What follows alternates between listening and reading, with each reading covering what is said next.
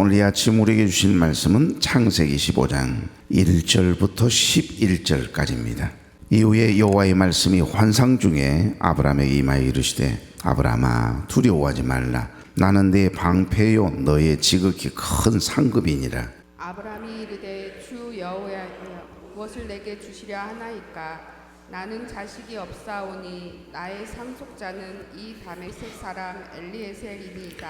아브라함이 또 이르되 주께서 내게 씨를 주지 아니하셨으니 내 집에서 길린 자가 내 상속자가 될 것이니이다.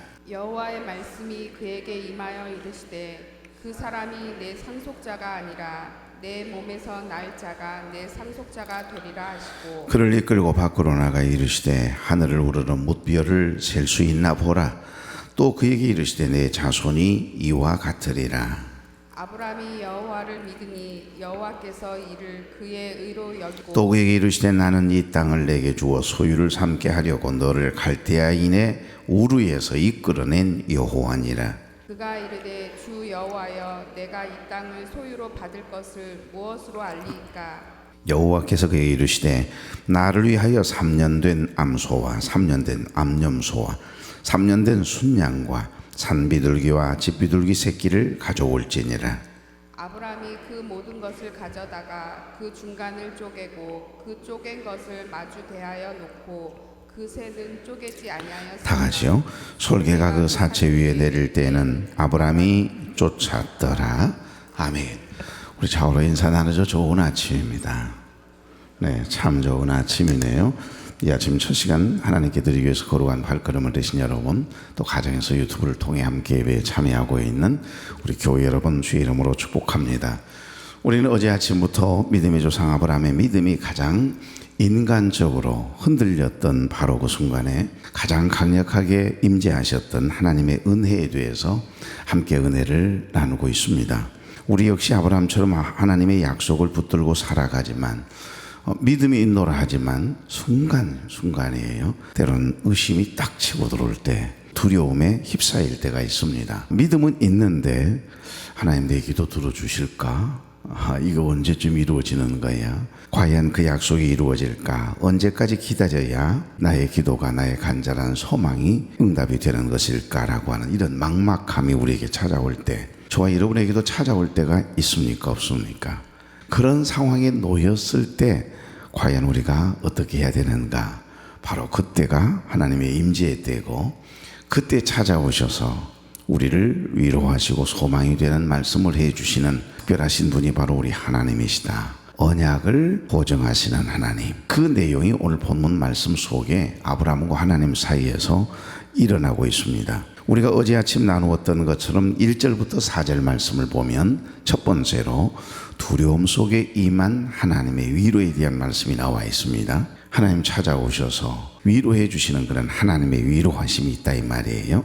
여기 1절 보시면 이후에 여호와의 말씀이 환상 중에 아브라함에게 임하여 이르시되 아브라함아 두려워하지 말라. 나는 네 방패요 너의 지극히 큰 상급이니라 그러셔요. 그러니까 아브라함이 조카 롯을 구하기 위해서 이제 전쟁을 치르잖아요.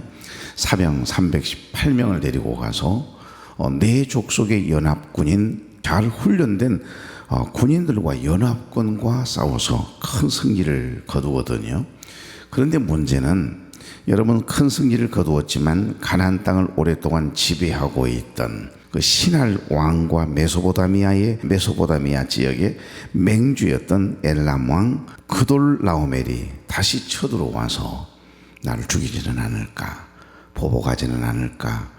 여러분 이런 두려움에 사로잡혀 있었던 모양입니다. 바로 그때 하나님께서 환상 중에 아브라함에게 임하셨고 아브라함에게 하셨던 말씀이 뭐죠? 아브라함아 이 하나님 두려워하지 마라. 그러면서 하신 말씀이 나는 내 방패요 너의 지극히 큰 상급이니라 이렇게 말씀하시잖아요. 이 말씀의 의미는 크게 두 부분으로 나뉠 수가 있습니다. 여기 나는 내 방패요 이 부분은 하나님께서 안전하게 보호해 주시겠다라고 하는 의미가 담겨 있거든요. 그러니까 방패는 여러분 어떤 공격이 내게 들어와도 쫙쫙 막아내는 거지 않습니까? 하나님의 전신 갑주를 입으라 그랬던 것처럼 머리에는 구원의 투구를 쓰고 가슴에는 의의 흉배를 붙이고 허리에는 진리의 띠를 띠고 발에는 복음의 신발을 신고 왼손에는 믿음의 방패를 탁 잡고 말이죠. 오른손에 성령의 검, 곧 하나님의 말씀으로 무장하라고 하는 말씀 맞습니다. 오늘도 우리가 하나님이 허락하신 이 하루를 살아갈 때 영적 전투를 해야 되잖아요. 순간순간 하나님의 전신갑주를 입혀주시는 그 하나님의 은혜 안에서 오늘 주신 이 말씀으로 여러분 믿음의 방패 삼아 어떤 공격이 어떤 유혹이 내게 다가온다 할지라도 쫙쫙 막아내미 있는 방패 되시는 하나님의 은혜를 경험할 수 있기를 바랍니다. 여기 방패는 외부의 공격이나 위험으로부터 자신을 막아주는 보호해주는 장비죠. 그래서 하나님께서 친히 아브라함의 방패가 되어주시겠다라고 하는 이 말씀은 그를 모든 적의 위협에서 겁박에서 두려움으로부터 완벽하게 지켜주시고 보호해 주시겠다라고 하는 강력한 약속입니다. 이것보다 큰 약속이, 큰 위로가 어디 있겠어요? 지금 이 연합군이 다시 쳐들어와서 나를 죽일지 모른다라고 하는 두려움으로 딱 지금 사로잡혀 있는 이 아브라함에게는 최고의 약속이죠. 단순히 위험을 막아주는 것을 넘어서 그의 삶 전부를, 그의 인생을, 그리고 자자손손 아브라함의 후손을 안전하게 책임져 주시겠다라고 하는 깊은 의미가 담겨 있는 겁니다. 두 번째, 너의 지극히 큰 상급이라고 하는 말씀을 했는데 이 부분은 하나님 자신이 큰 보상이라고 하는 의미의 말씀입니다. 그러니까 상급은 노력이나 행위에 의해서 우리에게 내려지는 보상이잖아요. 이 말씀이 주어지기 전 아브라함은 큰 전쟁에서 승리하고도 수많은 전리품을 빼앗아 왔음에도 이 전쟁은 하나님께 속한 것이고 하나님이 함께 해주셔서 저들을 물리쳐내고 조카 롯을 구해냈고 소돔 사람들을 구해냈고 그리고 수많은 전리품을 가져올 수 있었다라고 하는 이 믿음이 아브라함에게는 있었거든요.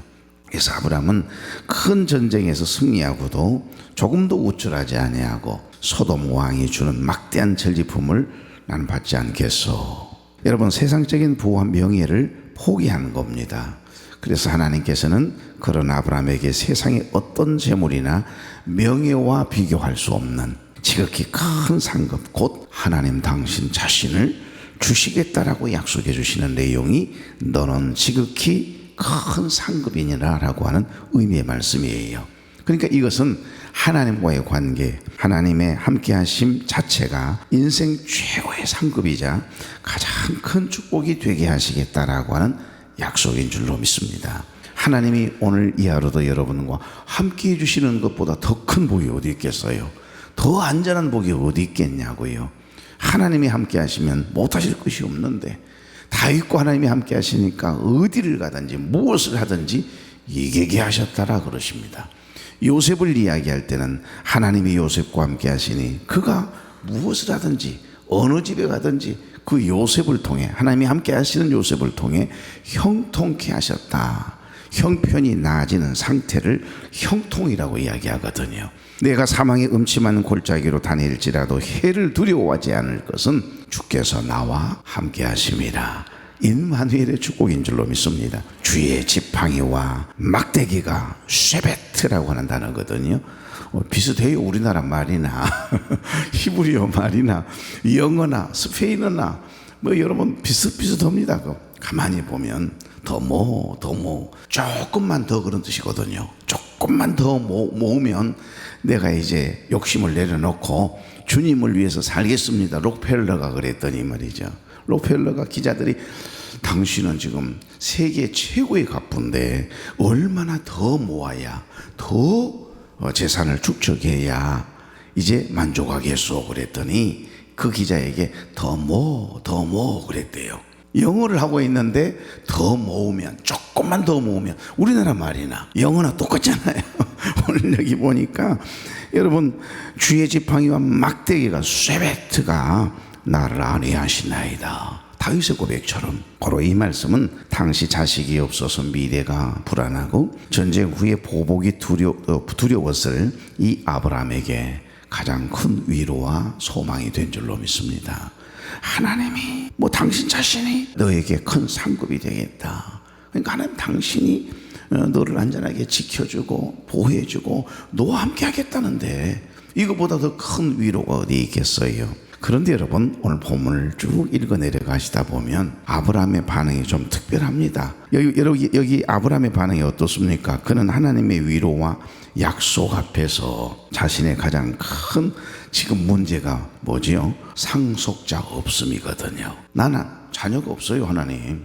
상속을 물려줄 사람도 없고, 내가 지금 당장 만약에 저것들이 공격해서 나를 죽인다면 나 장사해 줄 사람도 없거든요. 이 말이거든요. 상속자 없음에 대한 현실적인 고민을 솔직하게 토로하고 탄식하고 있는 내용이 지금 하나님과 아브라함과의 대화입니다. 이것은 하나님의 약속을 믿지 못해서가 아니에요. 믿음이 없는 소리가 아니라 이 약속이 어떻게 이루어질지 보이지 않는 막막한 이 현실 앞에서 터져나오는 솔직한 아브라함의 탄식입니다. 우리가 계속해서 직면에 대한 말씀을 했잖아요. 하나님 앞에는 속일 것도 없고 숨길 것도 없고 내 감정과 내 마음, 솔직한 모든 것, 나의 죄됨, 허물, 부족함 있는 그대로 하나님 앞에 직면해야 하나님께서 있는 모습 그대로를 사랑하시고 나와 함께 해주시지 않겠습니까? 우리도 이럴 때가 있습니다.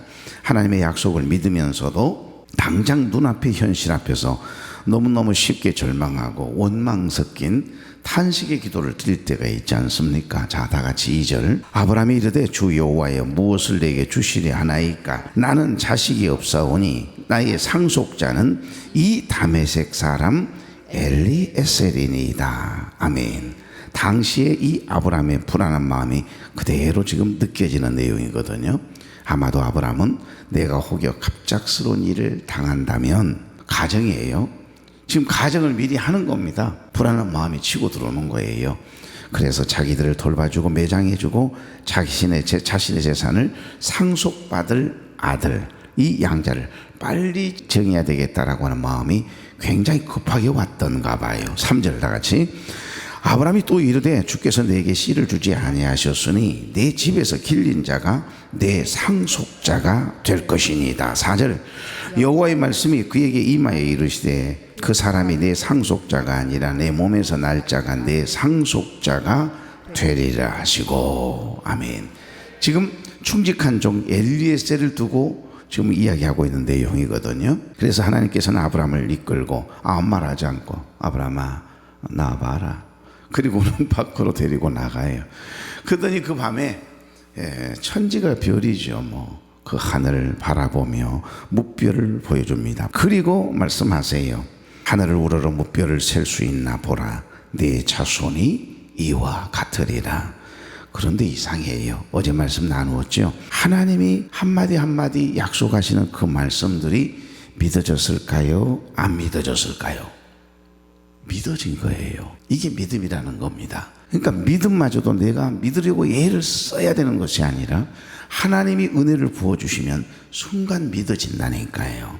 그 딱딱한 콩이 습도와 바람과 공기가 이게 딱 통하게 되면, 햇빛이 딱 비추면 창고에 있던 여러분 그 딱딱한 콩도 톡 하고 싹이 터져요. 우리의 믿음이 그렇습니다. 갑자기 가슴이 뜨거워져요. 그리고 기대가 되고 흥분이 되는 겁니다. 방금 전에 아브라함이 아니에요. 아브라함이 달라졌어요. 여러분, 하나님은 이 아브라함의 마음을 다 느끼고 감찰하시고 아브라함에게 뭐라고 하시죠? 다 같이 6절. 아브라함이 여호와를 믿으니 여호와께서 이를 그의 의로 여기시고. 나는 이 말씀이 어찌 보면 이 아브라함에 대한 사연 기록들 중에 최고의 단어라고 생각해요. 그 믿어지게 하나님 해놓으시고도 세상에 그것을 믿어져 가지고 가슴이 뜨거워져서 성령 충만해지는 그 아브라함을 보고 되레 오히려 그걸 의로 여기셨다. 아브라함이 한 거 하나도 없어요. 나는 한 것이 아무것도 없는데 세상에 하나님께서 그 세상에 믿어지도록 당신이 해놓고도 당신이 기뻐하시고 그것을 의로 여기시고 의롭다 칭해 주시고 믿음의 조상 삼아 주셨다. 저는 이 말씀 6절이 얼마나 은혜가 되는지 모릅니다. 아직 자식이 하나 없지만은 하늘의 묵별처럼 많은 자손을 주시겠다라고 하는 그 하나님의 그 짧은 약속의 말씀이 마음으로 확 믿어진 거예요. 이것이 은혜입니다. 그래서 은혜예요. 이것이 선물이에요. 성경은 그 순간을 이렇게 기록하고 있습니다. 아브라함이 여호와를 믿으니. 여러분, 이 한마디의 고백 속에, 이 한마디의 말씀 속에 얼마나 깊은 은혜가 있는지 몰라요. 왜요? 첫 번째, 자식이 없는 현실보다 자손을 주시겠다라고 하는 하나님의 말씀을 더 신뢰하게 되었으니까 말입니다. 하나님의 말씀이 믿어져요. 믿고 구한 것은 받은 줄로 믿으라. 그 믿음을 가지고 기도하고 나면 염려가 하나도 안 돼요. 그게 믿음이에요. 그게 은혜입니다. 둘째, 자신의 늙은 몸의 불가능보다 이제 태문이 닫혀서 아내가 아이를 낳지 못한다는 거, 그 누구보다 잘 알아요. 이미 생리학적으로, 의학적으로 이건 불가능한 일입니다. 그런데 생명을 창조하시는, 생명의 주인 되시는 하나님의 가능성, 전능하심이 하나님의 더 믿어졌다 이 말이거든요. 그러니까 이거 하나님께서 말씀하시는 그 내용이 아브라함이 여호와를 믿으니, 이 한마디는요 굉장한 고백이거든요. 세 번째, 눈에 보이는 증거가 없었지만 보이지 않는 하나님의 약속하심을 붙들었다라고 하는 그런 의미가 있는 겁니다. 말씀을 딱 붙드는 거예요. 믿음으로 붙드는 거예요. 그게 이제 절대 믿음, 절대 순종의 신앙이 되지요. 그래서 너의 아들 이삭을 모리아 산에 가 번제물로 바치라. 그런데 도저히 이게 상식적으로 이해가 안 되고 하나님을 이해할 수 없는 상황이고 내가 그럴 수 없는 상황인데도 뚜벅뚜벅 모리아 산을 향해서 걸어가는 거 보세요. 바로 이 믿음이에요. 이렇게 이 믿음으로 하나님 앞에 이제 앞으로 살아갈 아브라함의 믿음을 미리 내다보시고 하나님께서 그걸 의로 여기셨다 이 말이에요. 저와 여러분 안에도 이런 믿음이 있기를 바랍니다. 바로 이 믿음을 보시고 하나님께서는 이를 그의 의로 여기셨다라고 선언하시네요. 아브라함이 무언가 대단한 일을 해서가 아니고 율법을 완벽하게 지켜서도 아닙니다. 오직 하나님의 말씀을 그대로 믿고 의지한 그 믿음 하나를 의로 여기시고 아브라함을 의로운 자라 인정해 주신 거니까요. 그래서 어제 그랬죠. 이것을 바로 이신칭의, 오직 믿음으로 의롭다 칭함을 받는다. 그러니까 바로 여기 복음의 원형이 여기 담겨 있는 겁니다. 자, 7절 다 같이. 또 그에게 이르시되 나는 이 땅을 내게 주어 소유를 삼게 하려고 너를 갈대아인의 우르에서 이끌어낸 여호와니라. 그런데 아브라함 불안이 아직도 남아 있었던가 봐요. 그래서 뭐라고 대꾸하죠? 하나님, 그렇다면요 내가 이 땅을 소유로 받을 것을 무엇으로 할 일일까? 내가 뭘로 믿으란 말이요? 증거를 좀 말씀해 주십시오 이 말이거든요. 방금 전까지만 해도 그 믿음이 생겨가지고 은혜 충만, 성령 충만했던 아따 아브라함이 끝내 증거를 보여달라고 하나님 앞에 증거를 보여주십시오. 그래서 이 땅을 내게 주신 증거를 좀 보여주시란 말입니다. 그랬더니 하나님께서 나를 위하여 3년 된 남소와 3년 된 암염소와 3년 된 순양과 산비둘기와 짓비둘기 새끼를 가져오노라. 아브라함이 그 모든 것을 가져다가 그 중간을 쪼개고 그 쪼갠 것을 마주대하여 놓았다라고 하는 말씀이 기록되어 있네요. 그래서 세 번째는 언약을 친히 보증하시는 하나님에 대한 이야기입니다. 7절부터 11절까지가. 그래서 믿음으로 의롭다함을 받았지만 아브라함의 마음속에는 여전히 한 가닥 불안한 마음이 남아 있었어요. 그만한 의심이라도 있는 겁니다. 뭔가 이게 눈에 안 보이니까, 잡히는 것이 없으니까. 그래서일까 이 약속에 대한 구체적인 증표를 하나님께 요구하고 있습니다. 8절, 그가 이르되 주 여호와여 내가 이 땅을 소유로 받을 것을 무엇으로 알리까? 이것은 불신앙의 반문이라기보다는요 그 위대한 하나님의 약속을 마음에 확실히 딱 새겨가지고서 흔들리지 않는 그 마음, 믿음을 갖기 위한, 붙들기 위한 간절한 하나님을 향한 아브라함의 요청이에요. 그러자 하나님은 이상하고도 엄숙한 언약을 체결하시네요. 이 부분이 굉장히 중요합니다. 다음 주 화요일 말씀 또 이어가겠지만은 짐승들을 쪼개어 그 사이로 지나가는 고대 근동, 그때 당시에 정말 생명을 건 테스타멘트, 계약을 할 때, 어떤 약속을 할 때 언약의 의식 중에 하나가 바로 짐승들을 쪼개는 거예요. 이 제물인 짐승을, 살아있는 짐승을 딱 잡아서 가운데 배를 쫙 가르고 말이죠, 짐승을 쪼갠 다음에 그 사이로 이렇게 넘어가는 거예요. 지나가는 겁니다. 그러니까 희생 제물을 쪼개어 마주대하여 놓고서 계약자 쌍방이 그 가운데로 지나가는 것, 같이 지나가야 돼요, 둘 다. 그래서 고대 일반적인 계약 방식이었습니다. 이런 행위는 당사자가 계약을 엄수할 것을 맹세하고 만약 이 약속을, 이 계약을 쌍방에 위반할 경우에는 어떻게 하겠다?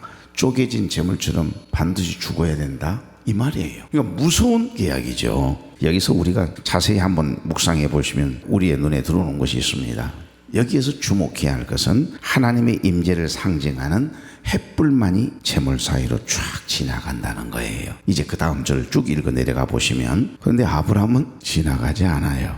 둘 다 지나가야 그게 체결되는 건데, 여러분, 이것은 하나님과 아브라함 사이의 계약이 하나님 홀로 의무를 지는 편무 언약임을 이야기하고 있습니다. 편무 언약 들어본 적 있나요? 편무 언약, 신학적인 용어입니다. 그래서 여러분에게는 생소한 용어일 수 있습니다. 그러나 기억하십시오.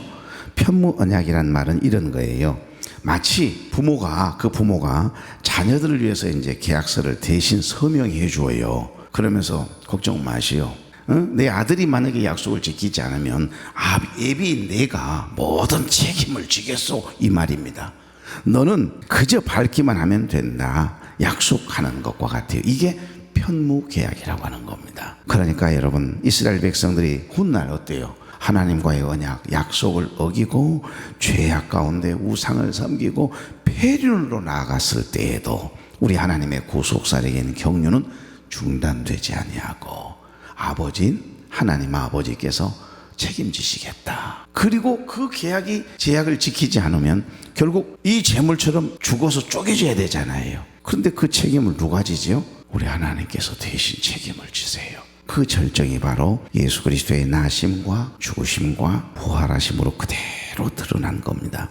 예수님은 하나님의 약속 그 자체시거든요. 그래서 구약 성경을 가리켜서 The Old Testament, 옛 언약이라고 표현하고요. 오실 예수 그리스도에 대한 이야기죠. 그리고 신약을 The New Testament, 새로운 언약, 오신 예수 그리스도에 대한 약속의 책이기 때문에 이 바이블을 테스타멘트라고 불리고 있습니다. 이 언약을 어기는 자는 쪼개진 짐승처럼 될 것이라고 하는 목숨을 건, 지금 하나님 입장에서는요, 편무계약을 한다니까요. 아브라함은 지나가지 않아요. 일방적으로 하나님께서 하나님을 상징하는 횃불이 쫙 그 쪼개진 재물 위로 쭉 지나가거든요. 더 놀라운 것은 이 언약을 아브라함이 아닌 하나님이 홀로 지셨다라고 하는 사실입니다. 17절 보시면 횃불이 쪼갠 고기 사이로 지나더라. 이것은 이 언약의 성취가 아브라함의 신실함에 달려있는 것이 아니라 전적으로 누구에게? 하나님의 신실하심에 달려있음을 보여주고 있는 겁니다. 말씀을 맺습니다. 하나님께서 친히 이 약속, 테스타멘트, 계약을 이루시겠다라고 하는 것을 목숨을 걸고 보증하고 계시는 거예요. 그냥 가벼운 말씀이 아닙니다. 너가 만약에 약속을 지키지 못하고 너가 혹여 믿음이 흔들릴 때라도 나는 너에게 한 약속 반드시 지킬 거야. 그리고 그 약속이 만약에 어겨진다면 그러면 내가 대신 이 재물처럼 쪼개지고 죽는다, 이 말이거든요. 진짜 그 편무계약 때문에, 우리의 죄 때문에, 아브라함의 후손 때문에 우리 하나님께서 하나밖에 없는 아들 예수 그리스도를 쪼개시잖아요. 십자가에 위해서 쪼개시지 않습니까? 물과 피를 다 쏟아 죽게 하시지 않습니까? 이게 바로 편무계약이라고 하는 겁니다. 이 언약을 하고 계세요. 그냥 약속이 아닙니다. 이 언약은 훗날 독생자이신 예수 그리스도께서 십자가에서 자신의 몸을 쪼개심으로 그대로 온전히 성취되거든요. 사랑하는 교회 여러분, 혹시 지금 아브라함처럼 깊은 두려움과 낙심 가운데 탄식하고 계신 분이 계십니까? 현실적인 어려움 앞에서 하나님의 약속을 붙잡지 못하고 하나님의 약속은 멀게만 느껴지고 하나님이 내 병을 고쳐주실까? 내 인생의 이 어려움의 문제를 해결해 주실까? 이런 불안함과 두려움 속에 아브라함처럼 탄식하고 계신 분이 계시냐, 이 말이에요.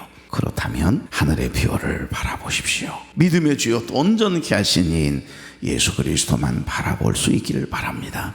그리고 약속을 지키시기 위해 자신의 몸을 쪼개시고 물과 피를 다 쏟아주신 예수 그리스도의 십자가를 바라봄이 있기를 바랍니다. 우리의 믿음이 연약할지라도 우리를 향한 하나님의 사랑과 언약은 신실하세요. 한 번도 변한 적이 없으세요. 하나님은 인생이 아니시니 한 번 하신 말씀에 대하여 후회하심이 없고 한 번 하신 말씀에 대하여 변개하시는 법이 없으세요. 그 신실하신 하나님을 믿음으로 붙잡고 다시 한번 소망 가운데 일어서는 저와 여러분이 될 수 있기를 우리 주님은 원하세요. 좋으신 하나님, 때로는 아브라함처럼 눈앞에 놓인 현실의 마음이 무너지고 주님의 약속이 너무나 멀게만 느껴질 때가 있습니다. 끝이 보이지 않는 막막함 속에서 의심과 두려움이 우리를 사로잡을 때가 있습니다. 하지만 주님, 바로 그 순간에도 두려워하지 말라. 나는 너의 방패요 산급이라 말씀하시며 또한 우리를 버리거나 떠나지 않으실 것을 믿습니다. 저희의 눈을 들어 현실 너머에 하늘을 바라보게 하시고 셀 수 없는 별처럼 무한하신 주님의 계획과 가능성을 신뢰하며 살아가는 우리들이 되게 하옵소서. 스스로를 쪼개시며 맺으신 그 테스타멘트 언약이 십자가에 의해서 예수 그리스도의 피로 온전히 이루어졌음 또한 믿습니다. 우리의 연약한 믿음이 아닌 결코 변치 않는 주님의 신실하심에 우리의 믿음이 뿌리를 잘 내리게 하시고 오늘 하루도 그 약속을 붙들고 소망 가운데 살아가게 하옵소서. 특별히 사랑하는 귀한 종들 첫 시간을 하나님께 드리고 기쁨과 감사함으로 삶의 현장으로 나아갑니다. 종들만 보내지 마시고 천사들 명령하여 안전하게 지켜주시고 친히 사랑하는 종들과 동행해 주심으로 가장 행복한 한 날을 보내도록 기름 부어 주시옵소서. 병상에 누워있는 우리 모든 교우들, 혈육들, 해외 군대 객지에 나간 우리 자녀들 안전하게 지켜주시고 오가는 소식, 기쁨의 소식 오가게 하옵소서. 예수님의 이름으로 축복하며 기도하옵나이다. 아멘.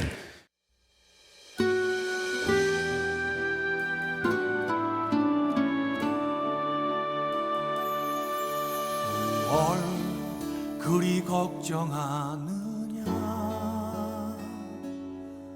무얼 두려워하느냐. 너를 향한 나의 약속을 의심치 말라. 무얼 불안해하느냐,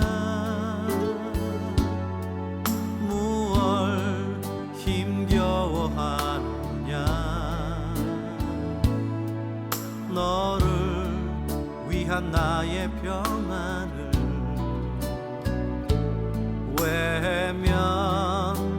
외면하지 말라. 나는 너의 하나님 여호와, 너를 지키는 자라. 내가 너를 다시 회복시키며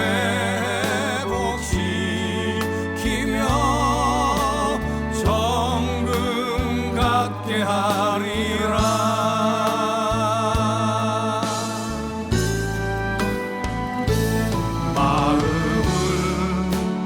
강하게 하고 극히 담대히 하라. 오직 나를 믿는 믿음이 너의 힘이 되리니. 나의 언약을 좌우로 치우치지 말라. 오직 나를 믿는 믿음이 너의 기쁨이 되리니.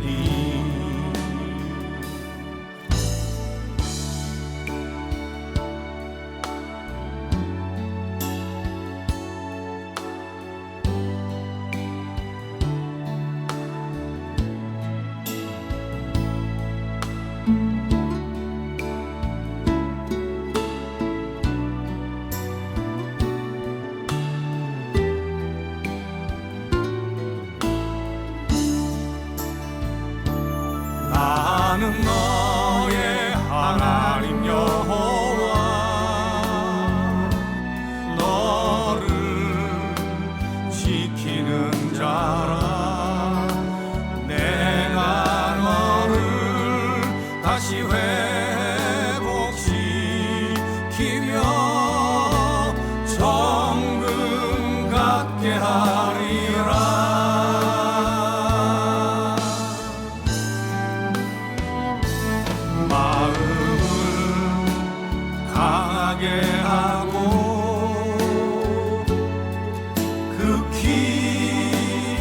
담대히 하라